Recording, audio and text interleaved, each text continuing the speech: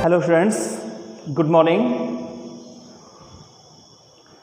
देखिए, आज हम आपके लिए क्लास लेके आए हैं हमारे लास्ट सेंटेंस यानी कि 5वां सेंटेंस अपना एक्सक्लेमेटरी सेंटेंस। इसलिए आज की कक्षा में हम एक्सक्लेमेटरी सेंटेंस के बारे में डिस्कस करेंगे कि ये एक्सक्लेमेटरी सेंटेंस क्या होता है। 4 सेंटेंस पिछले हम कवर कर चुके हैं, उनको लर्न कर चुके हैं। तो चलिए आज की कहानी शुरू करते हैं हम एक्सक्लेमेटरी सेंटेंस के साथ। तो देखिए स्टूडेंट्स, आपको थोड़ा सा मैं पहले हिंदी में समझाता हूँ।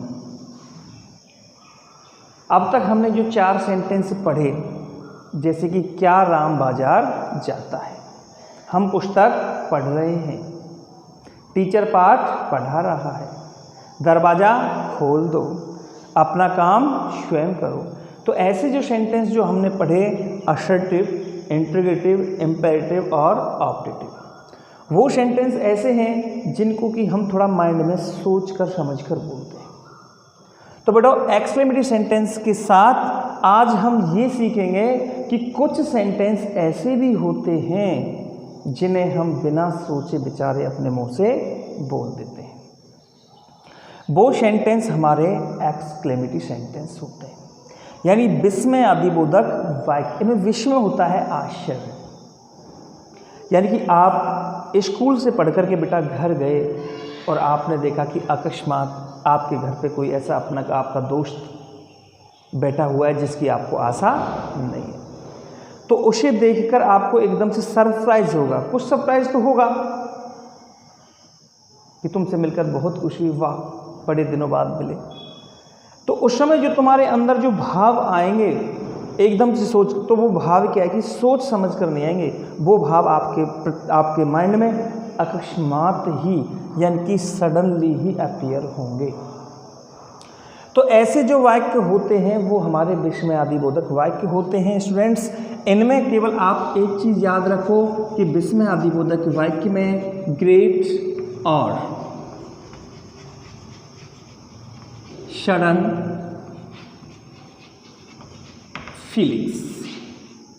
फीलिंग्स को हम इमोशंस भी कह सकते हैं, यानी कि सडन फीलिंग्स या सडन इमोशंस अकस्मात से हमारे दिमाग में जो भाव आते हैं उसे हम एक्सक्लेमेटरी सेंटेंस कहते हैं। देखिए, जैसे कि हम कक्षा के अंदर पढ़ रहे हैं, क्लास के अंदर लीन है हम अपनी पढ़ाई में। कक्षा के बीच में टीचर आराम से पढ़ा रहा है, हम आराम से अपना काम कर रहे हैं, और कक्षा के बीच में अकस्मात और कोई सांप निकल आए एकदम से।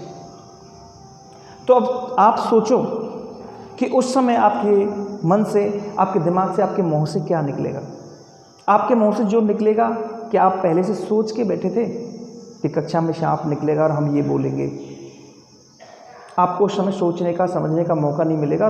कुछ एक डर का, दुख का माहौल, एक आश्चर्य का माहौल आपके दिमाग में पैदा होगा और कुछ शब्द आपके मुंह से जरूर निकलेंगे। तो उस समय जो प्रकट होने वाले जो शब्द होते हैं बेटाओ, वो हमारे एक्सक्लेमेटरी वर्ड होते हैं, एक्सक्लेमेटरी सेंटेंस के अंतर्गत आते हैं। आप यदि सोचो, पढ़ रहे हो, अकस्मात से पंखा चल रहा है, पंखा आपके सर पे गिर जाए, तो दुख तो आपको होगा ही नहीं, साथ में आश्चर्य भी आपको होगा। उस समय आपके मुंह से जो वर्ड निकलेगा वो किस में जाएगा? विस्मय आदिबोधक में जाएगा। आप बाजार जा रहे हो, सामने से कोई व्यक्ति आ रहा है, आप भी चले जा रहे हो, लेकिन जैसे ही आप जाते हो आप उससे टकरा जाते हो। टकराने पर क्या आप पहले से सोच के बैठे थे इस चीज़ को कि सामने से व्यक्ति आ रहा है, मैं इस व्यक्ति से टकराऊंगा और मैं कुछ मुंह से बोलूँगा? कि सोच के देखो थोड़ा सा दिमाग में, आप अपने माइंड में, क्या आप वो चीज़, वो शब्द, वो वाक्य आप पहले से सोच के बैठे थे कि मैं इससे टकराऊंगा और मैं फिर ऐसे बोलूँगा? टकराने पर अकस्मात जो हमारे दिमाग में फीलिंग आती है और अकस्मात तरीके सडनली जो वर्ड हमारे दिमाग से जो निकलता है बेटा, वो हमारा एक्सक्लेमेटरी सेंटेंस होता है। सोचो उससे क्या करो, सॉरी, आई एम सॉरी, ठीक है। तो ऐसे जो शब्द होते हैं, ऐसे जो वाक्य होते हैं, वो हमारे एक्सक्लेमेटरी सेंटेंस होते हैं, यानी इनमें सडन फीलिंग्स आती है। अब वो सडन फीलिंग्स क्या, ये सडन फीलिंग्स कैसी भी हो सकती है? ये सडन फीलिंग्स आश्चर्य की भी हो सकती है। नोट करते जाना अपने दिमाग में। ये जो सडन फीलिंग्स है ये आश्चर्य की भी हो सकती है, ये सडन फीलिंग्स दुख की भी हो सकती है, ये सडन फीलिंग खुशी की भी हो सकती है। अकस्मात से हमारी कोई लॉटरी निकल आए, ठीक है, तो हुर्रा, हम कुछ तो बोलेंगे मुँह से, एक खुशी प्रकट होगी हमारे जहन में, और उस समय वो यानी कि जो शब्द निकलेगा वो हमारा एक्सक्लेमेटरी होगा। यानी एक्सक्लेमेटरी जो फीलिंग्स होती हैं वो हमारी खुशी को भी प्रकट करती हैं, और एक्सक्लेमेटरी फीलिंग्स हमारी निंदा को भी प्रकट करती हैं, आलोचना को। कोई एकदम से कोई गंदी चीज़ हमने देख ली तो उसको देखकर एकदम से भाव हमारे दिमाग में आए। गंदी चीज़ का मतलब आप किसी के घर पे गए, कोई छोटा सा बच्चा अपनी माँ को बाप को गाली गलौज करे जा रहा है, अभद्र भाषा एब्यूजिव लैंग्वेज बोल रहा है, तो उस समय कुछ तो हमारे दिमाग में कुछ तो आएगा उस बच्चे को देख करके, तो वो एक आलोचना होती है। तो बेटा ऐसे जो शब्द होते हैं वो हमारे कैसे होते हैं, एक्सक्लेमेटरी सेंटेंस में होते हैं। Understand? I hope you got it. आप समझ गए होंगे कि ये सडन फीलिंग्स क्या होती है। ग्रेट और सडन, एकदम से हमारे दिमाग में आने वाले कोई भी शब्द, कोई भी वाक्य, वो हमारे एक्सक्लेमेटरी सेंटेंस के अंतर्गत आते हैं। चलो स्टूडेंट्स, अगर इसकी डेफिनेशन हम कंप्लीट करें तो इसकी डेफिनेशन हम आराम से बना सकते हैं। इसकी डेफिनेशन हम आराम से बना सकते हैं। वो कैसे कि देखो, द सेंटेंसेस ऐसे bike, the sentences which express, यानी कि बाइक जो प्रकट करते हैं। अब प्रकट क्या करते हैं, सडन फीलिंग्स डाल सकते हैं हम इसके अंदर, लेकिन सडन फीलिंग्स को अगर हम खोल करके लिखें तो हम लिख सकते हैं सरप्राइज। सरप्राइज को हम वंडर भी बोल सकते हैं।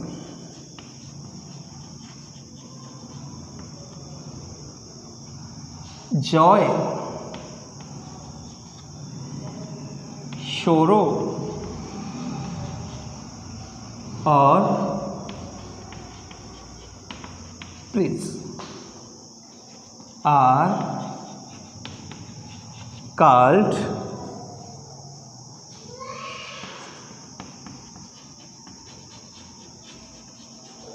Exclamatory sentences. देखिएगा, हिंदी भी बोलूँगा मैं आपके लिए, आप हिंदी नोट डाउन कर सकते हैं, क्योंकि बिना हिंदी के हमारे समझ में नहीं बैठता। तो देखिए, ऐसे वाक्य जिनमें सरप्राइज, वंडर यानी आश्चर्य, जॉय यानी शोरो, दुख और प्रेज और प्रशंसा का भाव प्रकट होता हो, आर कॉल्ड एक्सक्लेमेटरी सेंटेंसेस। यानी ऐसे वाक्य जिनमें आश्चर्य, खुशी, दुख और प्रशंसा आदि का भाव प्रकट होता हो, वो सेंटेंस हमारे एक्सक्लेमेटरी सेंटेंस कहलाते हैं, यानी कि विस्मय आदिबोधक वाक्य कहलाते हैं। ठीक है ना। शोरो को आप दूसरे अर्थ में ग्रीफ भी ले सकते हैं बेटा, ग्रीफ मीन्स भी दुख होता है। प्रेज, अब प्रेज को हम एडमिरेशन भी ले सकते हैं, इसको हम अपलोड भी कर सकते हैं। ठीक है, इन तीनों का अर्थ बेटा प्रशंसा होता है। अपलोड भी होता है, एडमिरेशन भी होता है और प्रेज भी होता है। यानी ऐसे वाक्य जिनमें हम आश्चर्य, खुशी, दुख और प्रशंसा आदि का भाव प्रकट करते हैं, वो सेंटेंस हमारे एक्सक्लेमेटरी सेंटेंसेस कहलाते हैं। चलिए स्टूडेंट्स, अब आगे चलते हैं। अब ये एक्सक्लेमेटरी सेंटेंस में जो परिभाषा है वो आपकी समझ में बैठ गई होगी। अब ये सरप्राइज, वंडर, जॉय, शोरो और प्रेज ये कैसे उत्पन्न होते हैं बेटा, सडन फीलिंग्स यानी अकस्मात, सोच समझ कर नहीं, अकस्मात ये हमारे जहन में, हमारे माइंड में ये शब्द आते हैं। चलिए अब इसका हम आइडेंटिफिकेशन करते हैं।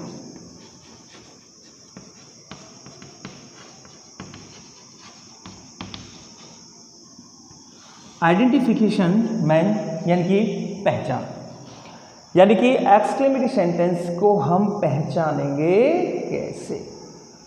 हमको स्टूडेंट्स देखो, 10वीं क्लास में जो छात्र पढ़ता है बेटा, वो मैंने आपको पहले भी समझाया था, उसके अंदर इतना माइंड नहीं होता है कि वो सेंटेंस को पढ़ करके उसका भाव निकाल सके कि इसमें सेंस किस चीज़ का आ रहा है। इसलिए बेटा मैं प्रत्येक सेंटेंस का आपको आइडेंटिफिकेशन देता हूँ। ये जो आइडेंटिफिकेशन है ये किसी भी बुक वगैरह में नहीं लिखा हुआ है। ये आइडेंटिफिकेशन हमारा शॉर्ट में केवल समझने के लिए कि हम सेंटेंस को तुरंत नोटिस कर सकें, तुरंत ऑब्जर्व कर सकें कि ये सेंटेंस कौन सा है। इसलिए बेटा मैं आपको आइडेंटिफिकेशन कराता हूँ। आइडेंटिफिकेशन अगर लेकर के चलें तो आइडेंटिफिकेशन में आपको एक ही चीज़ याद रखनी है कि exclamatory sentence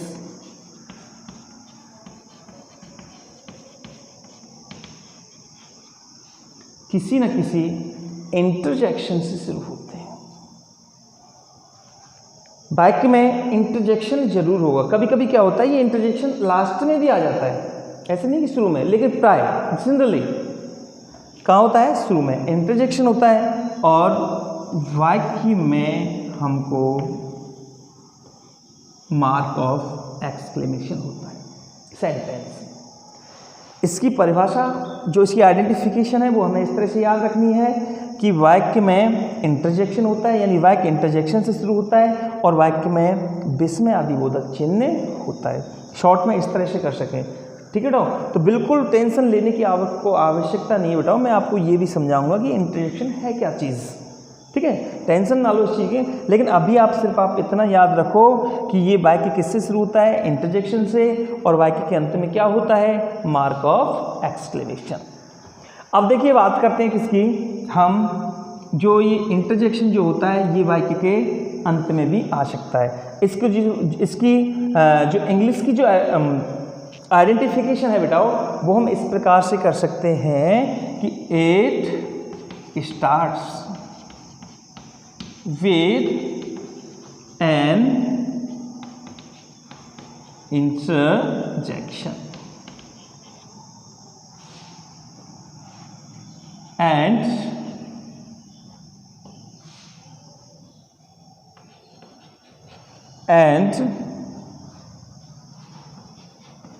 with a mark of exclamation। जो स्टूडेंट्स इंग्लिश में याद रखना चाहें वो इंग्लिश में याद रख सकते हैं, ठीक है। यानी वाक्य के शुरू में क्या होता है, इंटरजेक्शन होता है, और वाक्य के अंत में क्या होता है, विस्मय आदिबोधक चिन्ह होता है। अब हम बात करते हैं बेटाओ इंटरजेक्शन की कि सर ये इंटरजेक्शंस क्या होते हैं। तो चलिए स्टूडेंट्स यहाँ तक आप नोट डाउन कर लीजिए, आगे मैं आपको इंटरजेक्शंस बताऊंगा कि इंटरजेक्शन क्या होते हैं।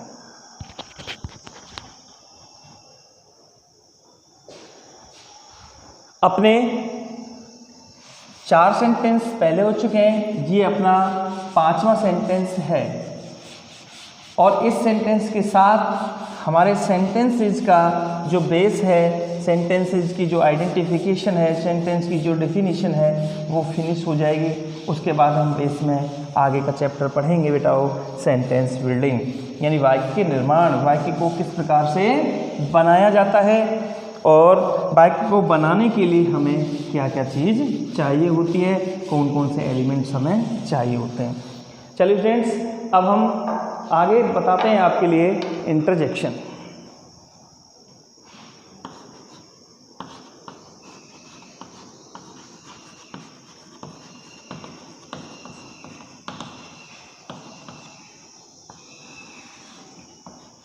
बेटा इंटरजेक्शंस होते हैं हमारे विस्मय आदिबोधक शब्द।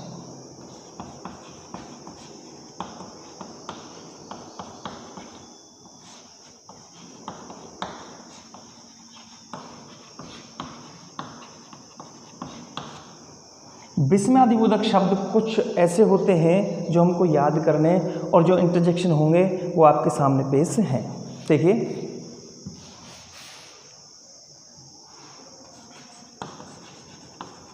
सबसे पहले लेके चलते हैं अलास।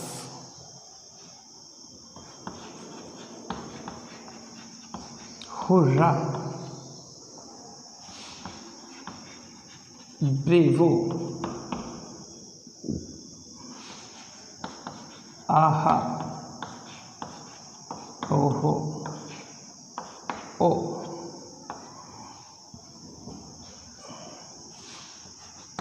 हे, हे,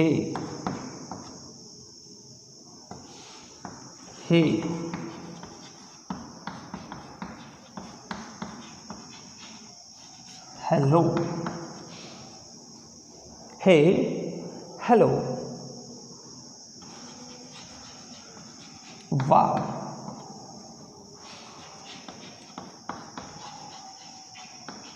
वेल डन,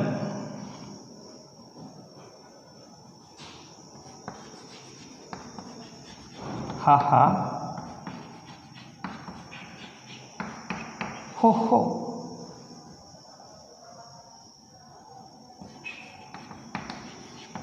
अय्यो,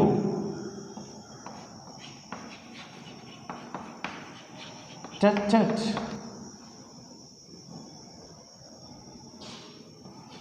और वाट, हाउ। देखिए बेटाओ, ये हमारे इंटरजेक्शन है जो शायद आपने पढ़े होंगे। मैंने केवल आपके लिए कुछ लिखे हैं, आप ये मत सोचना कि सर इतने ही हैं क्या। इंटरजेक्शन जो हमारे अधिकांश से काम आते रहते हैं वो मैंने आपके सामने पेश कर दिए। इनके अलावा और भी बहुत सारे हमारे इंटरजेक्शंस हैं। अब आप ये कहोगे सर हम उनको कैसे पहचानेंगे।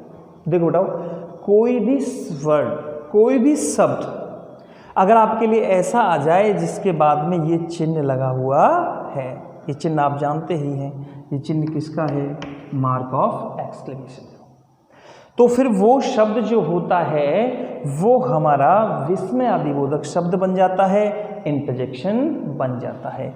जैसे कि हम बोलें गॉड,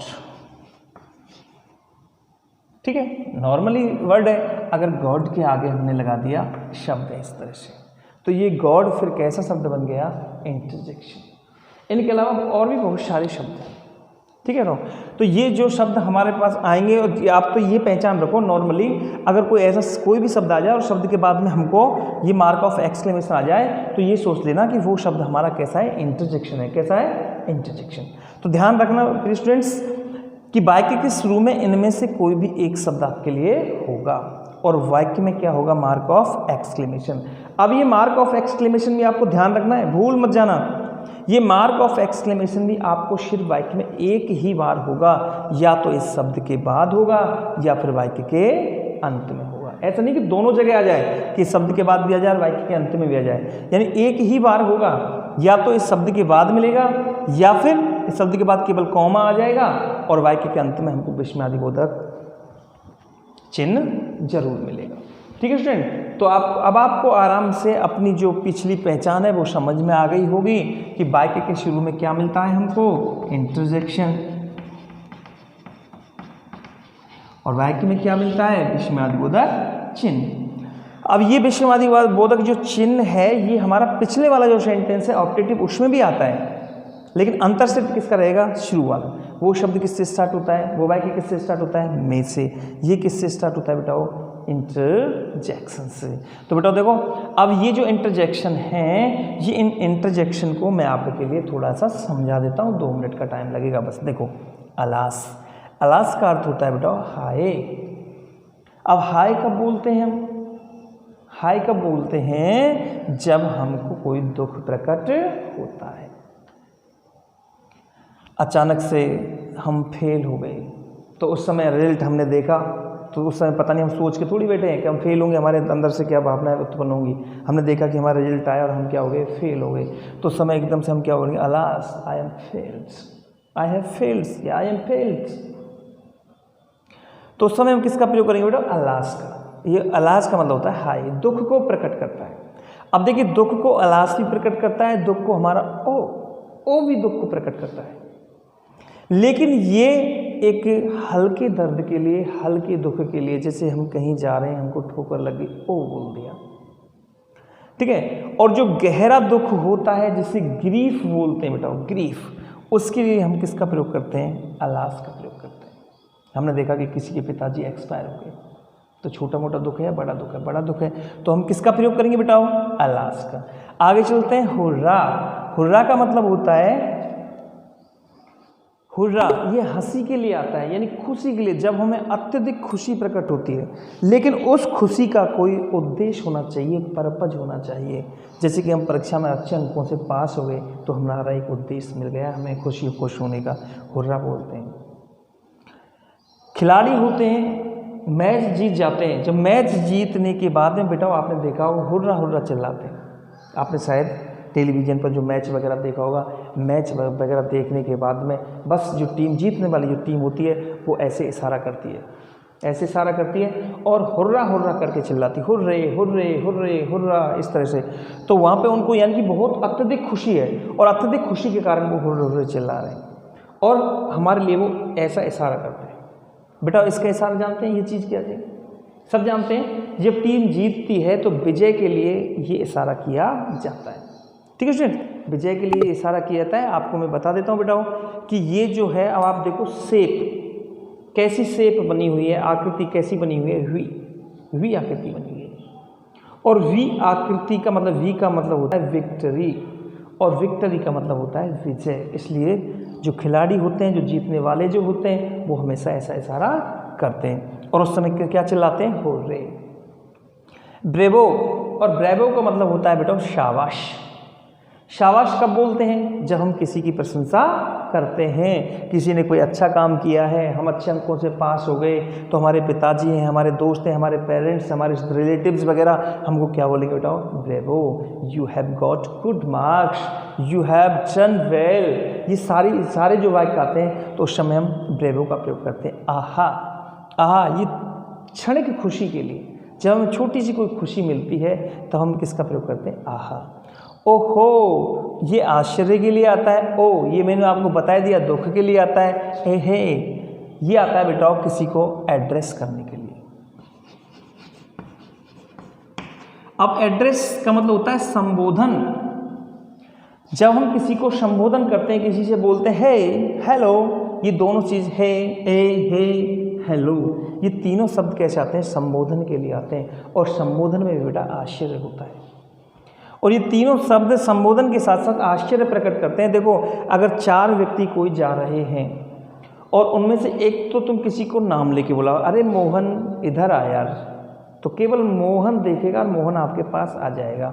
अगर 4 व्यक्ति कोई जा रहे हैं, आपके कोई 4 फ्रेंड्स जा रहे हैं और आप चिल्ला कर के बोलो हे, हेलो, कम हियर, तो वो चारों के चारों आश्चर्य में पड़ जाएंगे कि किससे कहा है। इसलिए संबोधन के साथ साथ ये तीनों जो वर्ड्स होते हैं, ये सरप्राइज को प्रकट करते हैं। वाह, वेल डन, वाह और वेल डन, ये किसको प्रकट करते हैं, ब्रेवो को, यानी कि प्रेज को, प्रशंसा को, एडमायरेशन को। हा हा, हो, देखो ये हंसी को प्रकट करते हैं, खुशी को। लेकिन खुशी को हुर्रा भी प्रकट करता है, लेकिन हुर्रा में जो खुशी होती है उसका एक पर्पस होता है, उसका एक उद्देश्य होता है, लेकिन इनका कोई भी उद्देश्य नहीं होता है। ये सामूहिक रूप से अनौपचारिक तरीके से हंसने के लिए हम हा हा हो का प्रयोग करते हैं। दोस्तों के बीच में जो हंसी होती है, सोच के देखो थोड़ा दिमाग पे कि शाम के समय या सुबह के समय हम 4-5 दोस्त मिलकर के इवनिंग वॉक को जा रहे हैं, घूमने के लिए जा रहे हैं या कहीं पर भी बैठे हुए हैं।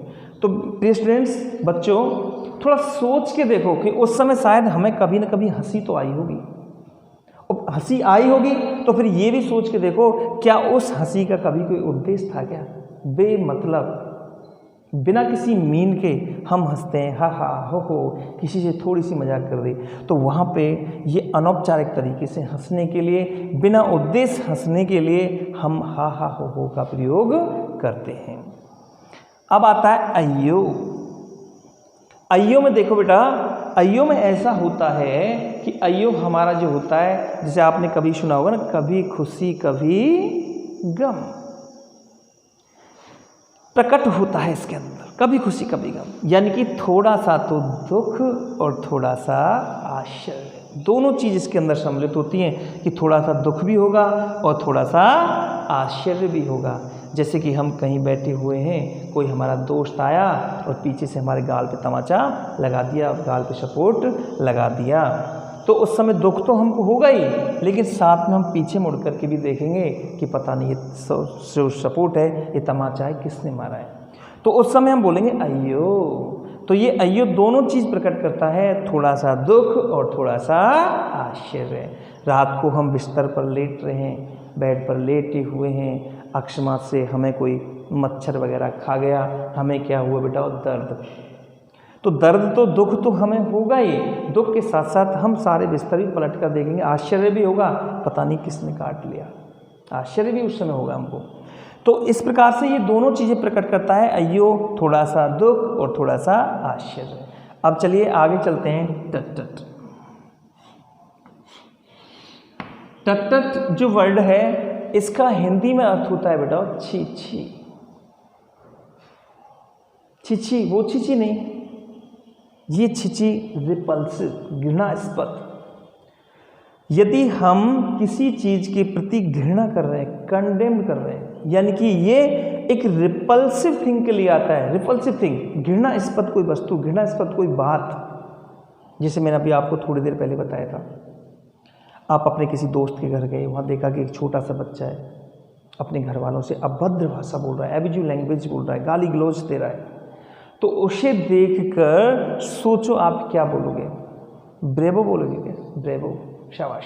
नहीं, उसको उस जगह बोलना पड़ेगा बेटा हमें टट टट, छी छी, कितनी गंदी बात है। छोटा सा बच्चा अपनी माँ को गाली दे रहा है, तो उस समय बेटा हम किसका प्रयोग करेंगे? टट टट। देखो टट टट की जगह आजकल, टट टट की जगह आजकल आपने देखा होगा एक वर्ड चल रहा है जो बहुत ही फेमस है, शिट। शिट, किसी ने कोई गंदी बात की, हमको वो बात लायक नहीं है, पसंद नहीं है, तो हम उसे देखकर बोल सकते शिट, शिट यार, गंदी बात यार। तो शिट का प्रयोग और टट टट का प्रयोग एक ही चीज़ है। आपने शायद किसी जैसे कि मूवी वगैरह देखते होंगे, मूवी वगैरह में सुना भी होगा किसी को कहते हुए बुलशिट। बुलशिट, बुलशिट मतलब बहुत ही गंदी बात, ठीक है। तो यहाँ पे हम शिट का प्रयोग भी कर सकते हैं। ऐसे बहुत सारे वर्ड्स हैं बेटा जो नए नए वर्ड्स आते हैं और हम उनको एक्सक्लेमेटरी सेंटेंस के अंतर्गत लेते हैं, यानी कि कोई भी शब्द आए और उसके बाद में मार्क ऑफ एक्सक्लेमेशन आ जाए, वो हमारा विस्मयादिबोधक शब्द बन जाता है। जैसे कि देखो एक शब्द आता है उफ, उफ, ठीक है। ये सारे वर्ड्स कैसे होते हैं? हमारे इंटरजेक्शन होते हैं, ठीक है ना। अब देखो अगला वर्ड आता है हमारा व्हाट और हाउ। थोड़ा गौर करो बेटा, व्हाट और हाउ ये दोनों हमारे WH वर्ड हैं जो हमने प्रश्नवाचक वाक्यों के अंतर्गत पढ़े। अब ये व्हाट और हाउ जो हैं WH वर्ड तो हमारे हैं ही, ये बेटा साथ में एक्सक्लेमेटरी प्रोनाउन भी होते हैं, क्योंकि प्रोनाउन वाला चैप्टर जो है, प्रोनाउन हमारे 11 प्रकार के होते हैं इंग्लिश में, और उन 11 प्रकार में से एक प्रकार हमारा एक्सक्लेमेटरी प्रोनाउन भी आता है जो हमारे व्हाट और हाउ होते हैं। व्हाट और हाउ के अलावा और कुछ नहीं, जैसे व्हेन, वेयर, व्हाट, हु, हुम, हुज, और कुछ नहीं आता है, केवल व्हाट और हाउ ही आते हैं। ये ध्यान रखना है कि केवल व्हाट और हाउ ये दोनों वर्ड हमारे इंटरजेक्शन भी हैं। अब व्हाट हाउ किसको प्रकट करते हैं बेटा? ये व्हाट और हाउ सरप्राइज को प्रकट करते हैं। सरप्राइज, आश्चर्य। जैसे कि हम बाजार की तरफ गए, बाजार की तरफ जैसे ही हम बेटा जा रहे हैं, हमने देखा सामने से एक बहुत ही सुंदर लड़की आ रही है, और हम उस लड़की को देखकर कह सकते हैं वाह कितनी सुंदर लड़की है। तो वाह कितनी सुंदर लड़की है, या हम देखते हैं टीवी वगैरह में, पिक्चर वगैरह में, या फिर हम कहीं बाहर घूमने के लिए जाते हैं, हम देखते हैं वाह कितना सुंदर सीन है, देखो कितनी ऊंची इमारत है, ठीक है। तो कितना कितनी के सेंस में इनका जो व्हाट हाउ का अर्थ होता है वो कितना और कितनी होता है, और कितना कितनी के अर्थ में जो आश्चर्य जो निकलता है उस वाक्य को हम व्हाट और हाउ से प्रकट करते हैं। जैसे व्हाट अ ब्यूटीफुल गर्ल, कितनी सुंदर लड़की है, व्हाट हाउ ब्यूटीफुल सीन, कितना सुंदर दृश्य है।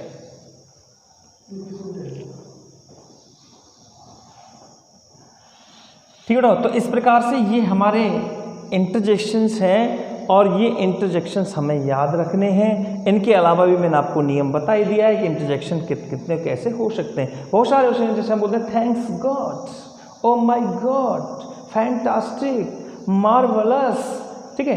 ऐसे किसी भी शब्द के आगे हम विस्मयादिबोधक लगा दो, वो हमारा इंटरजेक्शन बन जाएगा। ओके स्टूडेंट, अब हम इसके देखते हैं एग्जाम्पल।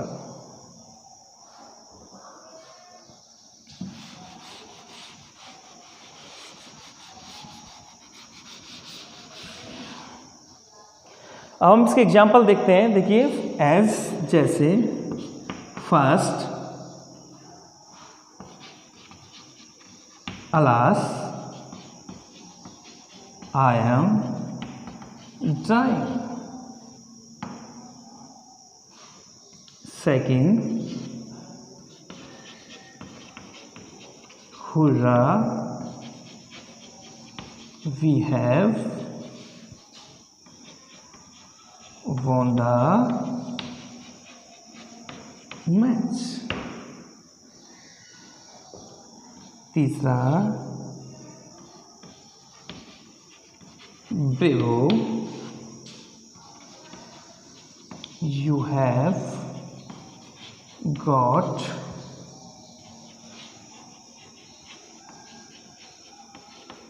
good marks. चौथा, अयो, something has beaten me. पांचवा,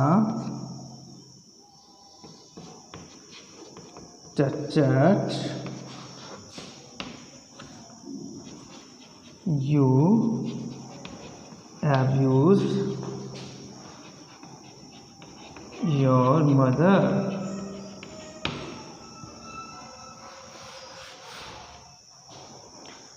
छठवां अगर हम लेके चले बेटा, यहाँ लिख देता हूं मैं, what a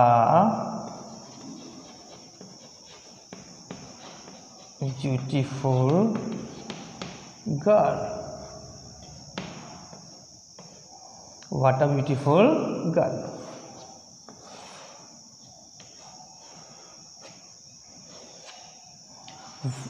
What a beautiful girl. तो देखिए स्टूडेंट्स, ये हमने 6 वाक्य हमने हमारे लिखे। अब आप अपने पिछले वाले 4 सेंटेंस की तरफ जाओ तो आपको देखेगा कोई सा सेंटेंस नहीं। बस आप देखो, वाक्य के शुरू में अलास है, वाक्य के शुरू में हर रहा है, हुर रहा है, वाक्य के शुरू में ब्रेबो है, अयो है और टट है, यानी इंटरजेक्शन दिया हुआ है। और वाक्य में देखो मार्क ऑफ एक्सक्लेमेशन भी दिया हुआ है। तो ये सेंटेंस हमारे बेटा कैसे हो जाएंगे? Exclamatory sentences. ठीक है बेटा। अलास आई एम डाइंग, हाय मैं मर रहा हूँ, hurrah we have won the match, हम मैच जीत चुके हैं, bravo you have got good marks, शाबाश तुमने बहुत अच्छे अंक प्राप्त किए बेटा। अयो समथिंग हैज बीटन मी, किसी ने मुझे काट लिया है। तो वही वाली बात, काटते समय बेटा दर्द भी होगा और दुख भी होगा। टट you abuse your mother, you abuse your mother, तुमने तुम्हारी माँ को गाली दी। किसका प्रयोग किया हमने बेटाओ? टट का। अब आगे देखो, व्हाट अ ब्यूटीफुल गर्ल, कितनी सुंदर लड़की है। व्हाट अ ब्यूटीफुल गर्ल, कितनी सुंदर लड़की है। तो यहाँ पे किसका प्रयोग हुआ बेटा? व्हाट का। तो ये सेंटेंस ही हमारा कैसा हुआ? एक्सक्लेमेटरी। अगर हम जैसे कोई सेंटेंस साथ में यहाँ पर ऐसे करें, ओहो my God, oh my God, अब देखो पूरा बन गया हमारा विषय। Oh my God you saved me, तुमने मुझे बचा लिया, यू सेव्ड मी। तो देखो ये सेंटेंस अपना कैसा हो जाएगा बेटा? Exclamatory sentences. इस प्रकार से प्रिय स्टूडेंट्स, प्रिय छात्र, आपको हमारे ये पांचों के पांचों जो सेंटेंस हैं ये आपको याद रखने हैं। डेफिनेशन प्लस में इनका identification. I hope you got it. आशा करता हूँ ये आपकी समझ में बहुत ही अच्छे से आ गए होंगे। ठीक बेटा। अब ये पांचों के पांचों जो अपने सेंटेंस हैं बेटाओ, अब इन पांचों सेंटेंस को हम एक साथ एक पन्ने में अलग से नोट डाउन कर लेना, बहुत ही शॉर्ट वे में, जो कि हमको सब कुछ खत्म हो जाएंगे। और हम अगली क्लास में इन पांचों सेंटेंस के मैं आपको एक टेस्ट सीरीज भी दूंगा, जो आपको कमेंट के रूप में मुझे कंप्लीट करके बतानी है। ओके स्टूडेंट्स, अब चलिए आप इसको नोट डाउन कर सकते हैं।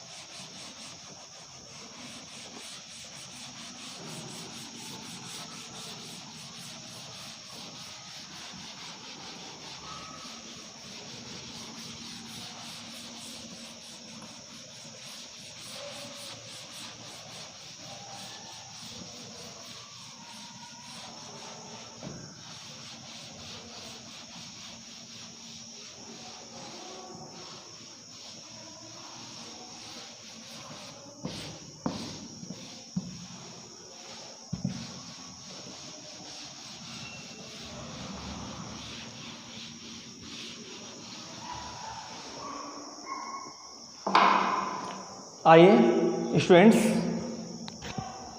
अब हम पांचों जो अपने सेंटेंस हैं इनको शॉर्ट में हम एक पन्ने पर नोट कर लेते हैं कि हम पांचों को अपनी पांचों उंगलियों पर किस प्रकार से हम याद रखें, सेंटेंस को किस प्रकार से पहचानें।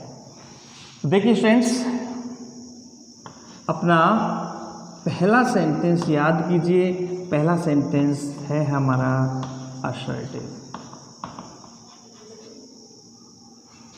ठीक है तो असर्टिव सेंटेंस की पहचान क्या थी, आइडेंटिफिकेशन कि असर्टिव सेंटेंस किसी न किसी सब्जेक्ट से शुरू होता है और वाक्य के अंत में फुल स्टॉप होता है। असर्टिव सेंटेंस ये दो प्रकार का होता है, पहला अपना अफर्मेटिव और दूसरा अपना नेगेटिव। अफर्मेटिव और नेगेटिव ये दोनों ही किससे स्टार्ट होते हैं, सब्जेक्ट वाक्यांत क्या होता है, फुल स्टॉप। अंतर्शब्द किसका होता है, सेंस का। नेगेटिव सेंस देता है और अफर्मेटिव पॉजिटिव सेंस देता है, यानी कि इसमें नॉट होता है, इसमें नॉट नहीं होता है। चलिए स्टूडेंट्स, दूसरा सेंटेंस है हमारा इंटरोगेटिव।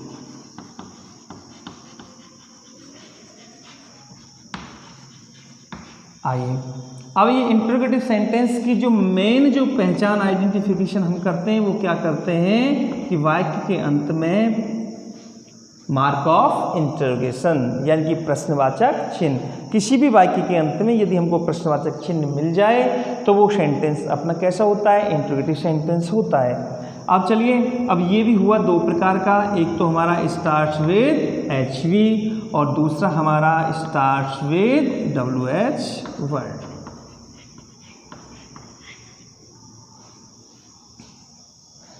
तीसरा सेंटेंस अगर हम लेके चलें तो तीसरा सेंटेंस होता है हमारा इम्पेरेटिव।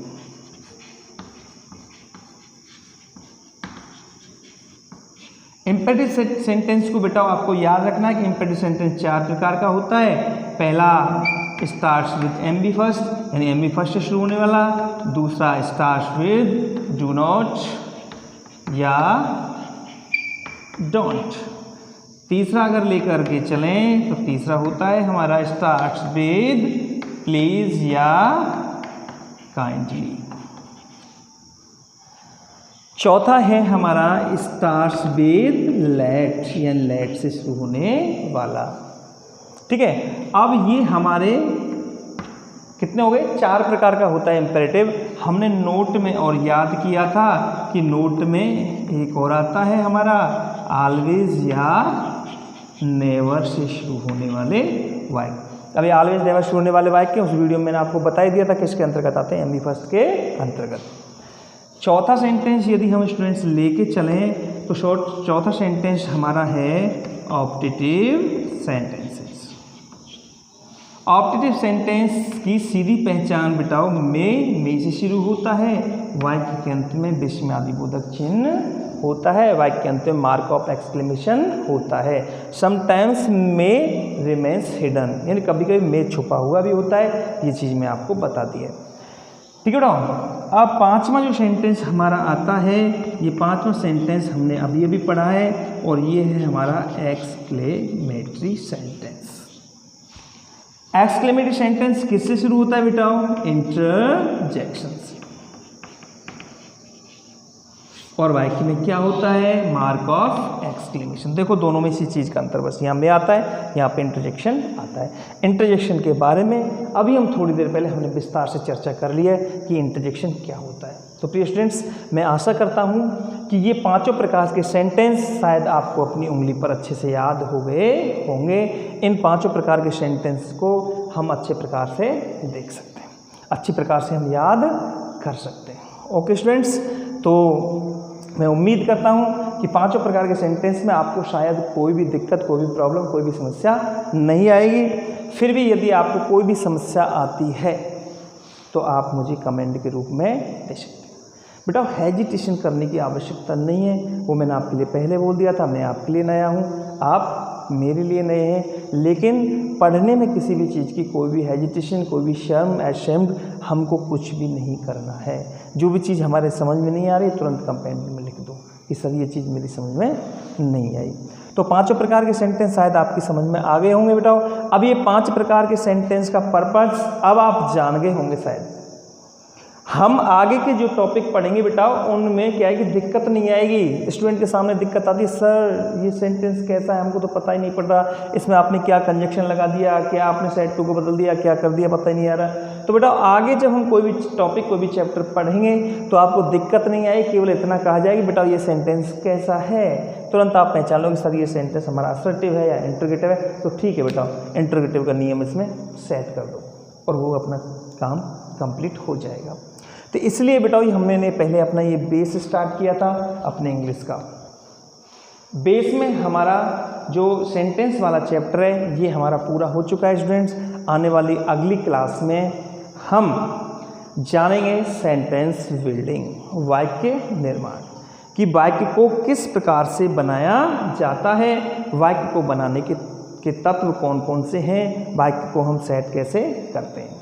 ठीक है स्टूडेंट, यानी कि देखो सेंटेंस की परिभाषा कंप्लीट हो गई। सेंटेंस किससे कहते हैं, how many kinds of sentences are there, वाक्य कितने प्रकार के होते हैं, और what is the introduction of every sentences, यानी प्रत्येक वाक्य की जो इंट्रोडक्शन है, पहचान है, परिचय है, वो हमने 5 प्रकार से कंप्लीट कर लिया है। ठीक है स्टूडेंट, तो शायद आप यहाँ तक मेरे हिसाब से कोई कमी आपको होगी नहीं। अगर कोई भी कमी आपको हो तो मैं हाजिर हूँ, हम हाजिर हैं आपके लिए कि आपके प्रॉब्लम सॉल्व करने के लिए। अगर कोई भी दिक्कत, कोई प्रॉब्लम हो तो आप हमें कंसल्ट कर सकते हैं, हमें कमेंट कर सकते हैं। ओके स्टूडेंट्स, तो आज के लिए बस इतना ही।